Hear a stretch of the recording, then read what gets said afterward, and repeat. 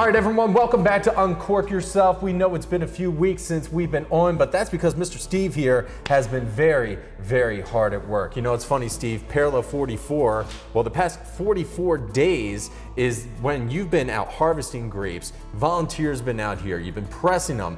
All the work behind the scenes has been taking place. Why don't you get into that a little bit more, what you've been doing? Yeah, it's a crazy 7-week period of our year, but it happens every year. It's a tradition. I just kind of give people a sense of what that's like, because a lot of people sort of think like when you have a vineyard and winery, it's kind of like every day you get to make wine, but it's really a condensed period of time where it's really critical. So it's stressful, but there's a lot of excitement involved with that. I'm very grateful for the fact that we had incredible numbers of volunteers, probably more than we've ever had before.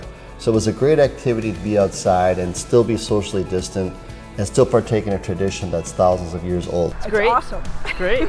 Everybody should do this. Yeah. Especially in the sunshine. Oh yeah. Many of you I know were here multiple times through the harvest season. You know who you are. My uncle, my brother-in-law, my parents, you were all involved almost on a daily basis, and I'm forever grateful for that. I mean, I was a little nervous about this summer about that happening in terms of what we're going to do, but this was the best turnout we've ever had. So why don't you tell us about the harvest itself, Steve? What actually goes into it? What's happening when people are out there?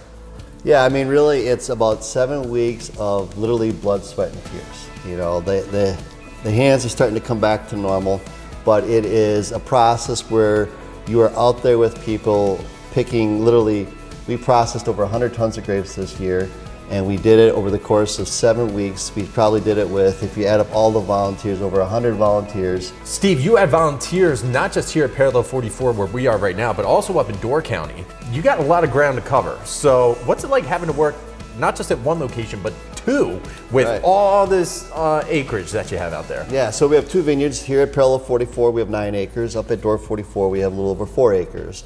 And so we had to basically space it out so we could basically harvest them all at the appropriate time. And we did that over the course of 5 different Saturdays and some of the weekdays. I know when I first met you and started to learn about the vineyard and the winery, I thought all the grapes came from here. That's not the case. Why don't you explain that? We have relied over many years with growers from Vernon County, Richland County, Ozaukee County, Manitowoc County, Door County, Brown County. So together, all of us are producing grapes that we had to process over 100 tons this year. So you're getting a very Wisconsin-centric wine. We're very proud of that. This is a more difficult business model to achieve, but it's one that makes us, I think, rather unique. Speaking of volunteers, Steve, you know, why is that so important to you? Because obviously you said you had a record turnout for volunteers this year. People are eager to help you. What's that mean to you? It means a lot. I mean, obviously, as we tell everybody before they help us, that, you know, you are very critical. Like, without you, we can't pull this off. But, you know, deep down, if I think about it, a lot of it really has to do with the memories that are created when I work with a lot of these volunteers, especially many who've been here for years. So, you know, in fact, I actually remember the experience of harvesting with them that particular year than I remember more than the wine itself. All right, everyone, so the harvest season is complete. Steve is going to take some time to rest just a little bit, but once these are all fermented, it's time to bottle them up, ship them out to stores. So thanks to all the volunteers for your hard work, and we'll catch you on the next episode. See you guys.